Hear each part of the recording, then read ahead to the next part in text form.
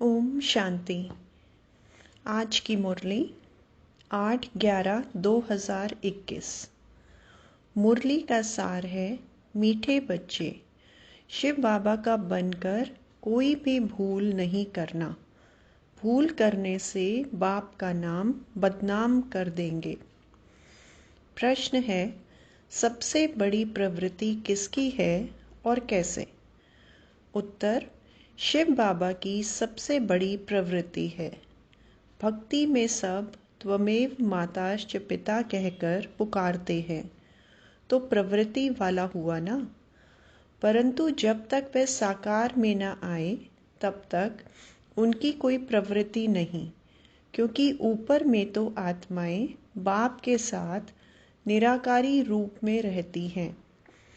जब साकार में आकर इनमें प्रवेश करते हैं तो सबसे बड़ी प्रवृत्ति है। ओम शांति। भारत खास और दुनिया आम यह नहीं जानते कि बेहद का बाप निवृत्ति वाला है या प्रवृत्ति वाला। जब बाप आते हैं तो बच्चे बच्चे कह बुलाते हैं, क्योंकि उनको पुकारा भी जाता है त्वमेव माताश्च पिता त्वमेव, तो गृहस्थी बन जाते। वहाँ तो सब जानते हैं शिव निराकार है। भले शिव का आकार है परंतु बाल बच्चे तो नहीं हैं। अगर हैं भी तो सब आत्माएं बच्चे हैं। सब एक जैसे बच्चे हैं, इसलिए समझते हैं सब परमात्मा है। आत्मा भी बिंदी रूप है, परमात्मा का भी बिंदी रूप है। गृहस्थी लोग ही गाते हैं त्वमेव माताश्च पिता त्वमेव। सन्यासी निवृत्ति मार्ग वाले कह देते परमात्मा ब्रह्म है। वह त्वमेव माताश्च पिता नहीं कहेंगे, उनका मार्ग अलग है। यह भी भूल से लक्ष्मी नारायण के आगे जाकर महिमा गाते हैं त्वमेव माताश्च पिता, या कहेंगे अच्युतम केशवम। भक्ति मार्ग में स्तुतियां तो अथाह गाते हैं। वास्तव में परमात्मा बाप है, उनसे वर्षा कैसे और क्या मिलना है? तुम बच्चे जानते हो वह बाप भी है, दादा भी है, बड़ी माँ भी है, प्रजापिता भी है। इस द्वारा कहते हैं बच्चे, मैं तुम्हारा बाप भी हूँ, फिर मुझे भी प्रवृत्ति मार्ग में आना पड़ता है। यह मेरी युगल भी है, बच्चा भी है। जब इसमें प्रवेश करता हूँ तब प्रवृत्ति वाला बन जाता हूँ। मुझे ही सुप्रीम बाप, सुप्रीम टीचर, सुप्रीम गुरु भी कहते हैं। गुरु गाइड करते हैं मुक्ति के लिए। वह तो है सब झूठ, यह है सत्य। अंग्रेजी में परमात्मा को ट्रुथ कहते हैं, तो ट्रुथ क्या आकर सत्य बताते हैं ये किसको पता नहीं। हम तुमको भी पता नहीं था, तो जैसे नई बात हो गई ना। वह ज्ञान का सागर सचखंड स्थापन करने वाला है। ज़रूर कभी सच बता के गया है, तब ही तो गायन है। सचखंड को हेवन कहते हैं। वहाँ डेटी सॉवरेंटी दिखाते हैं। अभी है पुरानी दुनिया, फिर नई दुनिया होने वाली है। पुरानी दुनिया को आग लगनी है। स्थापना के समय विनाश भी गाया जाता है। करण करावनहार परमात्मा गाया हुआ है। ब्रह्मा द्वारा स्थापना करते हैं। कैसे कराते हैं वह तो खुद ही आकर बताएंगे। मनुष्य कुछ भी नहीं जानते। कहते हैं परमात्मा करण करावनहार है, और फिर ड्रामा का भी पता पड़ गया। कलयुग अंत, सतयुग आदि, इस संगम को ही ऊंच मानना चाहिए। कलयुग के बाद आता है सतयुग, फिर नीचे उतरना होता है। स्वर्ग नर्क गाया हुआ है। मनुष्य मरते हैं तो कहते हैं स्वर्गवासी हुआ। ज़रूर कोई समय स्वर्गवासी हुए हैं। यह खास भारतवासी ही कहते हैं, क्योंकि जानते हैं भारत सबसे प्राचीन है, तो ज़रूर यही हेवन होगा। बातें कितनी सहज हैं, परंतु ड्रामा अनुसार समझते नहीं हैं। तब तो बाप आते हैं समझाने, पुकारते भी हैं, बाबा आओ, आप में जो नॉलेज है वह आकर हमें दो, पतितों को पावन बनाने आओ। फिर कहते हैं हमारा दुख हरकर सुख दो, परंतु यह पता नहीं कि क्या नॉलेज देंगे, क्या सुख देंगे। अब तुम बच्चे जानते हो वह बाप है, तो ज़रूर बाप से रचना हुई होगी। फादर माना रचता, बच्चे ने फादर कहा तो क्रिएशन ठहरे। क्रिएशन भी ज़रूर कहाँ से पैदा हुई होगी। फिर बच्चों को प्रॉपर्टी भी दी होगी। यह तो कॉमन बात है, इसलिए ही मुझको त्वमेव माताश्च पिता कहते हैं। तो बाबा बड़ा गृहस्थी हुआ ना, बुलाते भी हैं, हे मात पिता आओ, आकर पावन बनाओ। अब फादर तो है, परंतु मदर बिगर रचना कैसे हो सकती है। यह फिर यहाँ रचना बाबा कैसे रचते हैं, यह है बिल्कुल नई बात। यहाँ भी बहुतों की बुद्धि में ठहरता नहीं है, और सब जगह सिर्फ परमात्मा को फादर कह बुलाते हैं। यहाँ दोनों हैं, मदर फादर, तो प्रवृत्ति मार्ग हुआ ना। वहाँ सिर्फ फादर कहने से उन्हों को मुक्ति का वर्षा मिलता है। वह आते भी पीछे हैं, यह तो सब जानते हैं। क्रिश्चियन धर्म के आगे बौद्धी धर्म था, उनके आगे इस्लामी धर्म था। इस सीढ़ी में और धर्म तो है नहीं, इसलिए गोले के बाजू में रखना चाहिए। यह है पाठशाला। अब पाठशाला में सिर्फ एक किताब थोड़े ही होगी, पाठशाला में तो मैप्स भी चाहिए। वह जिस्मानी विद्या तो काम में नहीं आएगी, मैप्स से मनुष्य झट समझ जाएंगे। यह तुम्हारे मुख्य मैप्स हैं। कितना विस्तार से समझाया जाता है, फिर भी पत्थर बुद्धि समझते नहीं। बाबा ने समझाया है, प्रदर्शनी में त्रिमूर्ति पर ही पहले समझाना है। यह तुम्हारा बाबा है, वह दादा है। ज्ञान कैसे देवें, वर्षा कैसे देवें, भारतवासियों को ही वर्षा मिलना है। परम पिता परमात्मा ब्राह्मण, देवता, क्षत्रिय 3 धर्म की स्थापना करते हैं। ब्रह्मा द्वारा ब्राह्मण ही रचते हैं। यह है यज्ञ, इसको कहा जाता है रुद्र ज्ञान यज्ञ। और भक्ति मार्ग के जो यज्ञ हैं वह देरी से शुरू होते हैं, क्योंकि पहले पहले होती है शिव की पूजा, फिर देवताओं की पूजा। उस समय कोई यज्ञ नहीं होता, बाद में ये यज्ञ करना शुरू करते हैं। पहले देवताओं की पूजा करते हैं, फूल चढ़ाते हैं। अब तुम पूजा लायक नहीं हो। लोग शिव के ऊपर जाकर अक धतूरा क्यों चढ़ाते हैं। बाप समझाते हैं, तुम सब कांटे थे, उनसे फिर कोई सदा गुलाब, कोई मोतिया बनते हैं, कोई फिर अक के फूल भी बन पड़ते हैं। पूरा नहीं पड़ते तो अक बन जाते हैं, कोई काम के नहीं रहते। शिव बाबा पर सब कांटे चढ़ते हैं, फिर उन्हों को फूल बनाते हैं, परंतु फूलों की भी वैरायटी बन जाती है। बगीचे में वैरायटी फूल होते हैं ना, तुम्हारे में भी नंबरवार हैं। कोई तख्त नशीन बनेंगे, कोई क्या बनेंगे।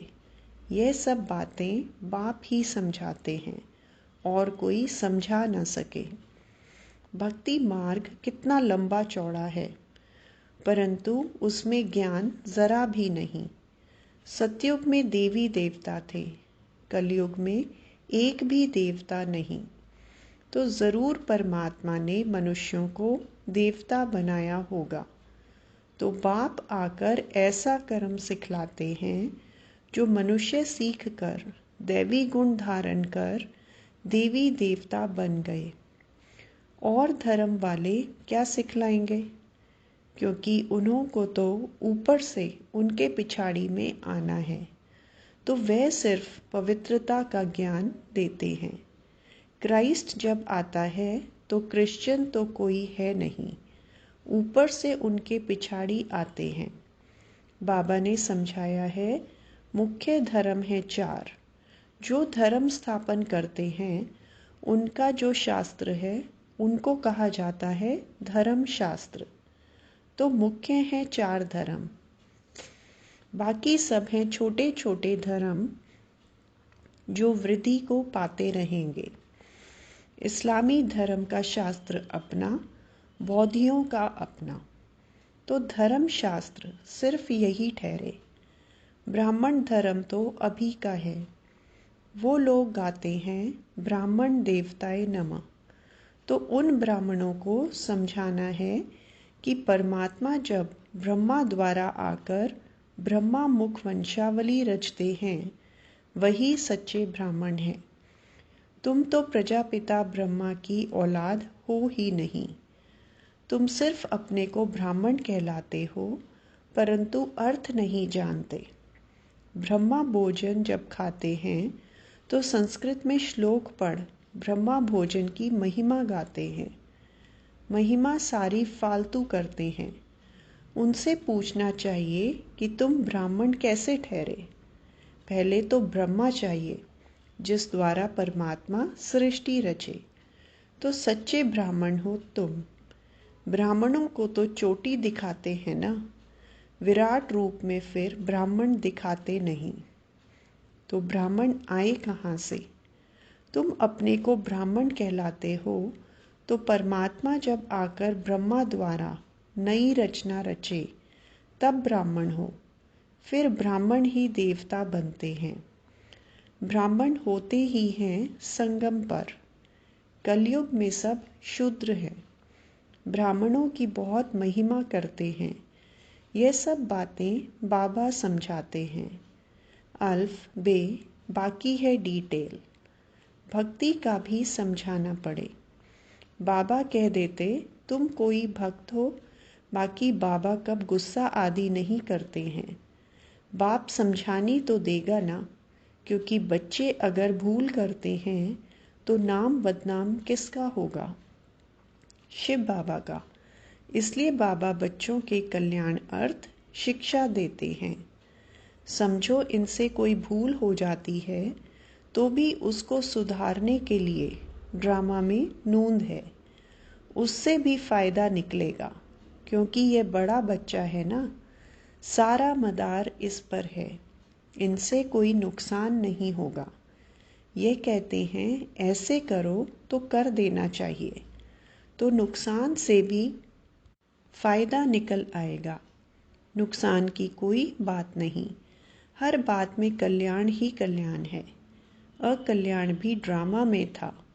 भूलें तो सबसे होती रहेंगी, परंतु अंत में कल्याण तो कोई भी हालत में होना है, क्योंकि बाप है कल्याणकारी। सबका कल्याण करना है, सबको सद्गति दे देते हैं। अब सबकी कयामत का समय है। पापों का बोझा सबके सिर पर है, तो सबका हिसाब किताब चुकतू होगा। सजाएं मिलने में देरी नहीं लगती है। सेकंड में जीवन मुक्ति मिलती है, तो क्या सेकंड में पापों की सजा नहीं भोग सकते हैं? जैसे काशी कलवट में होता है, शरीर छूट जाता है, परंतु ऐसे नहीं शिव बाबा से जाकर मिले नहीं। सिर्फ पिछला पापों का हिसाब चुकतू हो, फिर नए सिर शुरू हो जाता है। बीच से कोई वापस जा नहीं सकता। भल ज्ञान सेकंड का है, परंतु पढ़ाई तो पढ़नी है। रोज शिव बाबा की आत्मा जो ज्ञान का सागर है वही आकर पढ़ाते हैं। कृष्ण तो देहधारी है, पुनर्जन्म में आते हैं। बाबा तो अजन्मा है, जिनको पढ़ना नहीं है वह तो ज़रूर विघन डालेंगे। यज्ञ में विघन तो पड़ेंगे, अबलाओं पर अत्याचार होंगे। वह सब कुछ हो रहा है कल्प पहले मुआफिक। असुर कैसे हंगामा करते हैं, चित्र फाड़ते हैं, कोई समय आग लगाने में भी देरी नहीं करेंगे। हम क्या करेंगे? अंदर में समझते भावी, बाहर में पुलिस आदि को रिपोर्ट करनी पड़ेगी। अंदर में जानते हैं कल पहले जो हुआ था सो होगा, इसमें दुख की कोई बात नहीं। नुकसान हुआ, धोबी के घर से गई छू, फिर दूसरा बन जाएगा। बाबा ने कह दिया है, जहाँ प्रदर्शनी आदि करते हो तो 8 दिन के लिए इंश्योरेंस करा दो। कोई अच्छा आदमी होगा तो चार्ज भी नहीं लेगा। न इंश्योरेंस किया तो भी क्या होगा, फिर नए अच्छे चित्र बन जाएंगे। कदम कदम में पदम है। तुम्हारा कदम कदम, सेकंड सेकंड बहुत वैल्यूएबल है। तुम पदमपति बनते हो। 21 जन्मों के लिए बाबा से वर्षा लेते हो तो कितना अच्छी रीति समझाना चाहिए। वहाँ स्वर्ग में तुम्हारे पास अनगिनत धन होगा, गिनती की बात नहीं। तो कितना बाबा तुमको धनवान सुखी बनाते हैं। इनकम कितनी बड़ी है, प्रजा भी कितनी साहूकार बनती है।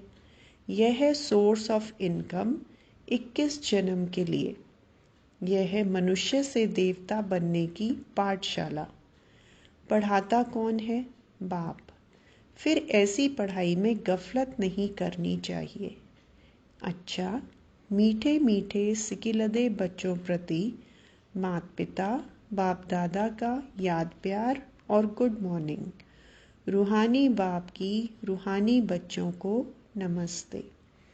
रूहानी बच्चों की रूहानी बाप दादा को याद प्यार, गुड मॉर्निंग और नमस्ते।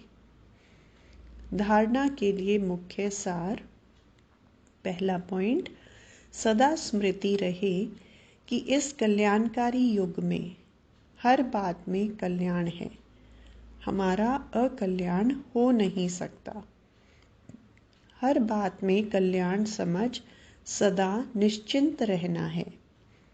दूसरा पॉइंट, सदा गुलाब बनने के लिए पढ़ाई पर पूरा पूरा ध्यान देना है।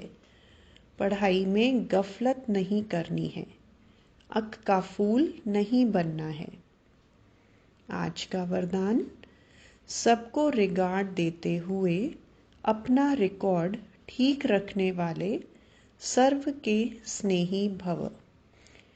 जितना जो सभी को रिगार्ड देता है उतना ही अपने रिकॉर्ड को ठीक रख सकता है। दूसरों का रिगार्ड रखना अपना रिकॉर्ड बनाना है। जैसे यज्ञ के मददगार बनना ही मदद लेना है, वैसे रिगार्ड देना ही रिगार्ड लेना है। एक बार देना और अनेक बार लेने के हकदार बन जाना। वैसे कहते हैं, छोटों को प्यार और बड़ों को रिगार्ड दो, लेकिन जो सभी को बड़ा समझकर रिगार्ड देते हैं वे सबके स्नेही बन जाते हैं। इसके लिए हर बात में पहले आप का पाठ पक्का करो। आज का स्लोगन, बाप दादा की मिली हुई शिक्षाएं समय पर याद आना ही तीव्र पुरुषार्थ है। अच्छा, ओम शांति।